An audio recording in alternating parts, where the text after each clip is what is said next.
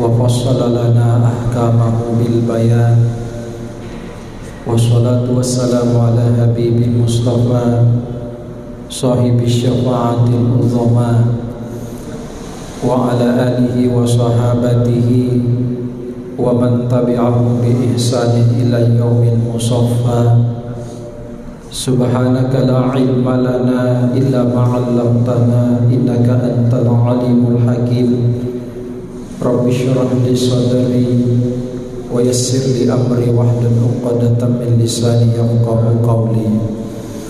Sidang jamaah salat Isya beserta salat sunnah tarawih ya insyaallah dimuliakan dan dirahmati oleh Allah Subhanahu wa taala. Satu kenikmatan Allah berikan kepada kita dipertemukan di malam yang ke-20 bulan suci Ramadan dalam keadaan sehat walafiat, sehingga kita bisa maksimal untuk beribadah. Yang kita tahu setiap malam itu beda-beda keutamaannya dari malam pertama sampai malam-malam seterusnya. Dan sekali lagi tidak semua orang bisa merasakan nikmat seperti ini. Saya pikir Bapak Ibu, peristiwa kemarin yang sempat trending topik di Twitter, seorang mubalik, seorang ustadz senior, akademisi senior yang dipanggil oleh Allah ketika menyampaikan ceramah duhur di salah satu masjid di Panaika. Yang kedua, beberapa hari terakhir ini malam-malam kedua taksiahnya, salah seorang juga penceramah yang tinggal di Antang, habis membawakan ceramah subuh meninggal di pertigaan Pasar Jongko yang di Antang itu Pak. Jadi saya jujur Pak, kalau naik ke atas mimbar gemetaran kah juga, jangan-jangan juga ustadz. Ya inilah persoalan kehidupan, setiap sesuatu kan pasti ada akhirnya. Dan saya pikir ini pelajaran besar kepada kita yang masih hidup. Mumpung Allah kasih kesempatan, jangan sia-siakan Ramadan berlalu begitu saja tanpa ada sesuatu yang bermakna yang bisa kita menjadikan investasi di hadapan Allah. Dan ini sudah fase terakhir di kedua Ramadan, malam ke-20. Besok sebenarnya sudah merupakan yang sesungguhnya Ramadan. Tapi kita lihatlah di mana-mana sudah menjadi sebuah tradisi ketika terakhir Ramadan. Alhamdulillah ada tonji yang bertahan. Cuma lebih banyak yang gugur lebih dahuluan Pak. Jadi makanya saya katakan kita orang-orang pilihan ini yang sampai detik ini masih Allah berikan kenikmatan. Sekalipun tahun ini kita masih diuji luar biasa Pak, ujian. Pandemi belum berakhir, tapi alhamdulillah sudah bisa melaksanakan sholat tarawih secara terang-terangan dibandingkan tahun 2000 kemarin. 2020 kemarin Pak, banyak masjid ada suara tapi tidak ada gambar, mati lampu semua. Allahu Akbar di dalam masjid tapi tidak ada lampu yang menyala. Tapi tahun ini alhamdulillah. Tapi kita masih diuji juga. Ujian kita selanjutnya adalah mulai tanggal 6 tidak bisa pulang kampung lagi orang.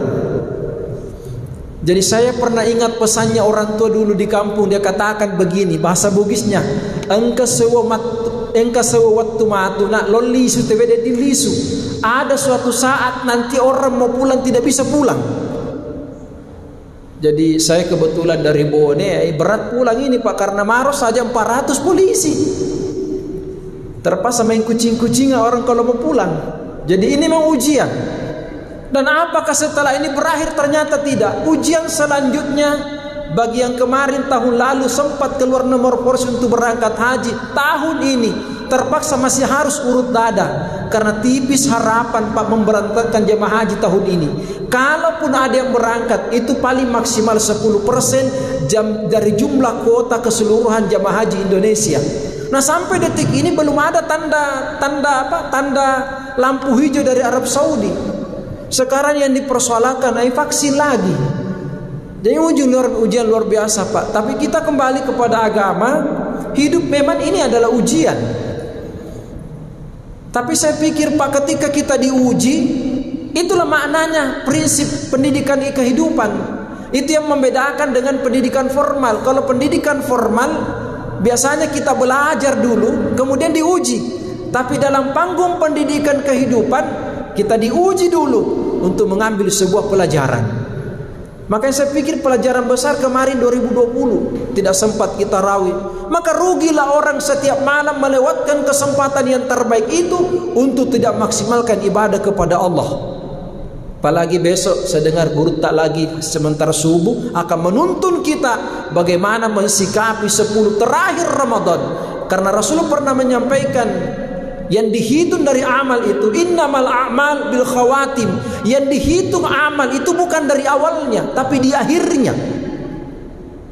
Makanya kalau ada lomba Bapak Ibu biasanya kan bukan siapa yang ikut start, tapi yang dihitung akan mendapatkan penghargaan, mendapatkan predikat. Itulah yang mampu mengakhiri dengan garis finish. Sama dengan Ramadan yang kemarin 10 pertama, 10 kedua. Itu bisa jadi tidak lolos Pak. Di 10 terakhir inilah pembuktian. Tapi tantangannya memang berat Pak. Apalagi kalau THR sudah cair, gaji 13 masuk rekening, sudah. Wabillahi taufiq wal hidayah. Tapi insya Allah saya berharap jamaah saudaraku di masjid ini mari kita sama-sama Pak. Karena ini tantangannya berat. Maka itulah yang berhasil finish nanti pantas mengucapkan minal aidin wal faizin. Hadirin dimuliakan oleh Allah, karena waktu kita terbatas. Ini malam ke-20, sudah 19 lah guru-guru kita, para ustaz, para mubalik, penceramah silih berganti menyampaikan tausiah agama.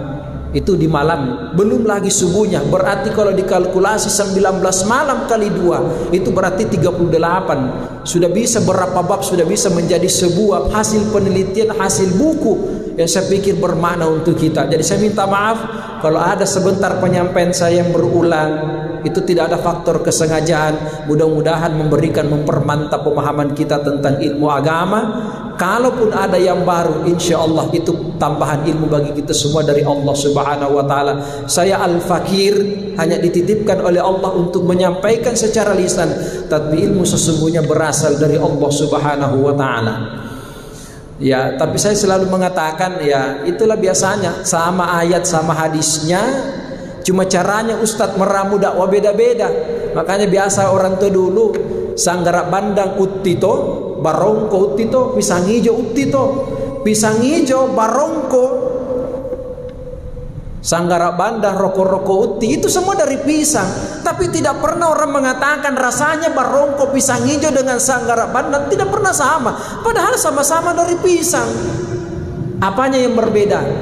Cara mengolahnya, sumbernya sama, tapi cara meramunya berbeda. Makanya hasilnya pun berbeda, campurannya berbeda. Itulah dakwah, sama dalilnya, sama hadisnya, tapi caranya Ustadz yang memberikan dan menyampaikan itu beda-beda, akhirnya rasanya berbeda. Hadirin yang saya muliakan, saya ingin menyampaikan satu pesan Rasulullah dari hadis riwayat Ibnu Ahmad dan Ibnu Hibban dalam Sahih kitab Imam At-Tirmizi. Rasul pernah menyampaikan, likulli ummatin fitnah, setiap umat itu ada fitnahnya. Wa fitnatu ummati, kata Rasul, dan fitnah umatku itu adalah al-mal, harta.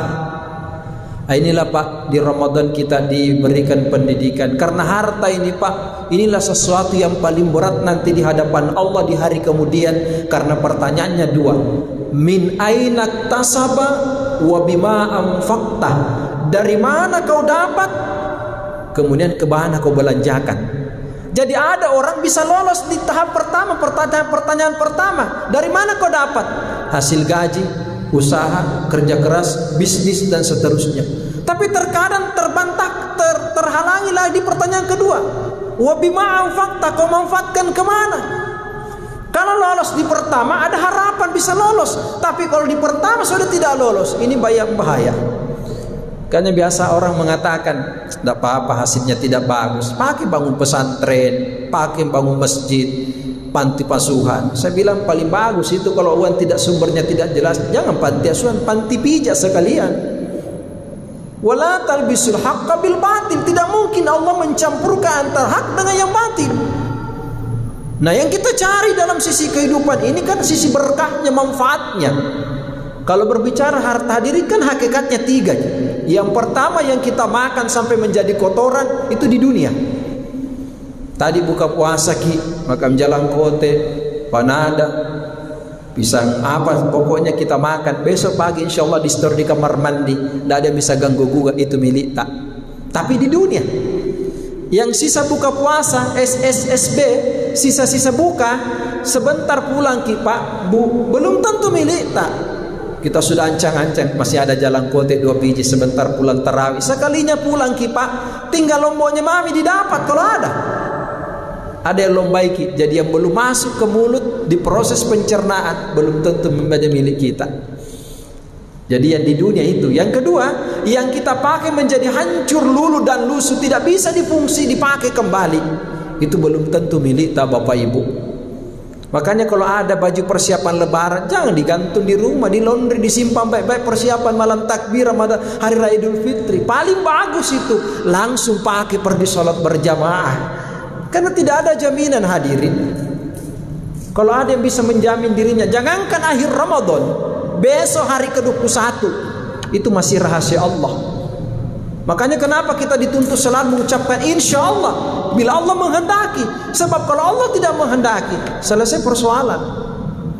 Saya pikir banyak fakta sejarah pak, testimoni yang menjadi catatan kepada kita. Jadi kalau ada baju pak, baju pakai memang mikir insya Allah, mudah-mudahan berkah dan manfaat. Tapi saya kalau sarung hati-hati karena saya gini pak, kan biasa ada orang saudara kita pakai sarung, itu sarungnya mereknya disimpan di belakang. Wadimor, gajah duduk, ekor gajah, kepala gajah. Takbir orang di belakang, Allah, pas nak baca wadimor, malence lagi niatnya orang di belakang. Jadi saya pesan dulu, ini persoalan sepele pak, kelihatan kecil, tapi maka di guru tak pada cengina nasabaan biasa tuh ini khusyuki di belakang tak tidak khusyuk gara-gara kita pun bisa tertarik. Itu salah satu etikanya. Makanya tapi tidak ada masalah pak yang sudah pakai pak. Makanya saya biasa mengatakan lebih baik sarung tak yang tak balik-balik daripada hatinya orang di belakang yang tak balik-balik. Makanya sama itu baju kalau ada tulisannya di belakang, ya minta maaf lahir batin, usahakanlah baju yang polos tidak ada tulisannya di belakang. Jangan dibawa masuk ke masjid habis pilkada tertulis di situ pasangan nomor 2 lebih cepat lebih baik. Nah, tertulis lagi di sini takbir orang di belakang. Karena ada orang juga takbir pak bukan tempat sujud, nalihat belakang orang. Allah. Padahal kan tuntunan fikih salat ketika engkau takbiratul ihram pandangan itu tetap ke tempat sujud, jangan kemana-mana. Ini yang kedua pak, jadi pakaian. Kalau saya berbicara pakaian pak, saya sedikit ambilkan satu kisah menarik pada diri Rasulullah Nabi kita Muhammad Sallallahu Alaihi Wasallam.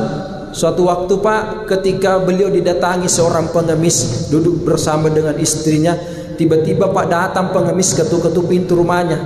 Assalamualaikum, masuklah pengemis, langsung to the point.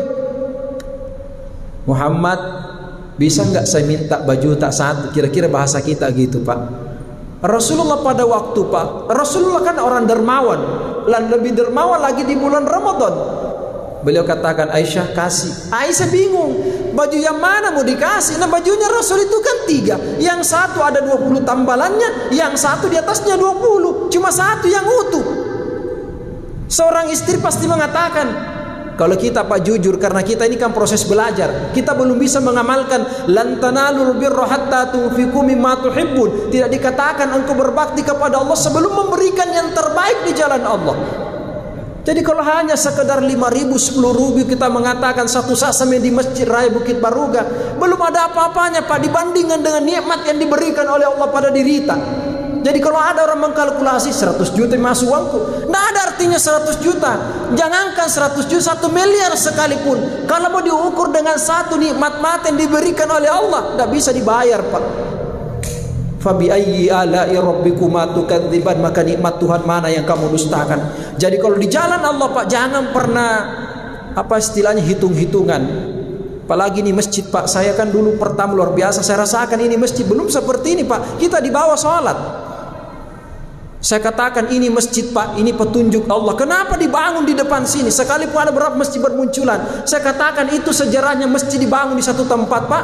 Ketika Rasulullah dimandikan jenazahnya dulu, pada saat beliau sebelum dibungkus kain kafan Rasulullah dari Jibril yang turunkan, air bekas mandi Rasulullah hilang tak berbekas. Sahabat bingung, tapi dia kembali. Rasulullah orang istimewa. Ternyata air mandinya Rasulullah itu, sisa air mandi jenazahnya, Allah angkat ke langit, bercampur dengan air yang ada di langit, menyatu dengan awan. Maka setiap ada tetesan air turun ke atas bumi ini, air mandi bekas mandinya Rasulullah, itu akan terbangun rumahnya Allah. Di Baruga ini Pak, berapa masjid terbangun? Di situ berarti ada tetesan air mandinya Rasulullah. Subhanallah. Itu sejarah Pak. Dan biasa ada masjid pindah-pindah tempat, dikasih lagi developer di sana, pindah lagi di sana, bolak-balik. Tapi yang jelas tidak mungkin lari dari kenyataan. Ketika ada tetesan air mandinya Rasulullah jatuh ke bumi, insya Allah akan terbangun rumahnya Allah di tempat itu. Aina al-Masjid Raya Bukit Baruga. Singkat cerita Pak, Rasulullah katakan, Aisyah kasih yang bagus, kasih yang tidak ada tambalannya. Kalau kita pasti mengatakan, kasih yang paling banyak tambalannya. Ini yang tidak bisa kira-kira, ini proses Pak pembelajaran. Singkat cerita Pak, ini pengemis bahagia bercampur haru mendapatkan baju. Nah bawa ke pasar, nah jual itu baju. Ada tuh orang ya, nah tapi kan tujuannya memang seperti itu. Mendengar bajunya Rasulullah dilelang, spontanitas para sahabat berebutan. Jangankan harta mereka, nyawa pun berani pertaruhkan demi Rasulullah. Akhirnya ada orang buta Pak, sahabat ini orang buta, nah perintahkan budaknya, tebus itu baju berapapun harganya. Kalau berhasil mendapatkan itu baju, maka ku merdekakan engkau sebagai budak. Singkat cerita, akhirnya baju dibawa itu pulang. Saking terharunya dibebaskan budaknya. Ini orang menangis terseduh-seduh. Nah peluk bajunya Rasul. Ya Allah, betapa aku cinta dengan kekasihmu. Tapi apa boleh buat, mata tidak bisa melihat wajah Rasul kekasihmu yang sangat luar biasa. Tapi dengan memohon izin pertolonganmu ya Allah. Nah itulah kaidahnya surah Yasin ayat 82. Innama amruhu idza arada syai'an ayyaqula lahu kun fayakun. Jadi kalau Allah berkehendak Pak, nggak ada yang mustahil. Sama dengan pandemi, kalau Allah berkehendak insya Allah mengangkat sekejap waktu itu saja Pak, bisa terangkat. Maka mohon doa perjuangan kita semua. Singkat cerita, akhirnya saking terharunya keluar air matanya Pak. Nah usapkan bajunya Rasulullah, akhirnya bisa melihat indahnya dunia, terangnya matahari. Atas kuasa dan pertolongan Allah, dia kembalikan baju di hadapan Rasul. Rasul dengan senyum panggil istrinya Aisyah, kemarin kau berat melepaskan ini baju, tapi alhamdulillah atas izin Allah telah membahagiakan 3 orang. Pertama pengemis merasa gembira mendapatkan hadiah baju, yang kedua budak merdeka, yang ketiga orang buta bisa melihat, dan sekarang alhamdulillah baju sudah ada di hadapan kita. Makanya besok pagi Pak, kalau ada yang ketuk-ketuk pintu rumah langsung minta kunci motor tak kunci mobil tak kasih kembali Ustadz komunikasi dengan polsek setempat. Inilah satu contoh ketika harta itu dimanfaatkan dengan baik insya Allah. Makanya di akhir Ramadan kita dianjurkan perbanyaklah paling tidak zakat fitrah, yang paling utama kita keluarkan zakat mal. Yang ketiga harta itu hadirin, itulah yang kita infakkan di jalan Allah, investasi bagi kita semua sekecil apapun. Maka ada nanti manusia menyesal, bahkan histeris betul-betul menyesal ketika hidup di dunia tidak pernah bersedekah. Nanti dia meninggal baru disedekahkan oleh keluarganya. Maka celakalah orang ketika diberikan kesempatan oleh Allah tidak menggunakan kesempatan syahr Ramadan sebagai syahrul infak untuk berbagi di hadapan Allah. Karena sesungguhnya semua adalah titipan bagi kita semua. Ini menjadi pelajaran bagi diri saya dan kita semua, sekecil apapun. Kalau betul-betul kita memberi karena Allah, insya Allah bal yazdad, Allah akan mengganti, dan gantinya Allah tidak seperti kalkulasi manusia insya Allah. Mudah-mudahan ada manfaatnya Bapak Ibu yang saya muliakan. Sekali lagi saya minta maaf lahir batin, saya mungkin tidak tinggal salat witir berjamaah karena saya ada acara takziah di Minasaupa, tapi insya Allah tarawih saya ikut bersama-sama, tapi witir saya minta maaf lahir batin. Mudah-mudahan Allah pertemukan kita di malam ke-20 dalam keadaan kenikmatan bersama dengan keluarga. Insya Allah di hari kemudian kita berdoa Allah pertemukan kembali di surganya. Amin ya rabbal alamin. Walafu minkum illa man atallaha biqalbin salim. Subhanakallah bihamdik nasyhadu an la ilaha illa anta wa nastaghfiruka wa natubu ilaik. Wallahu waliyul muttaqin. Wassalamualaikum warahmatullahi wabarakatuh.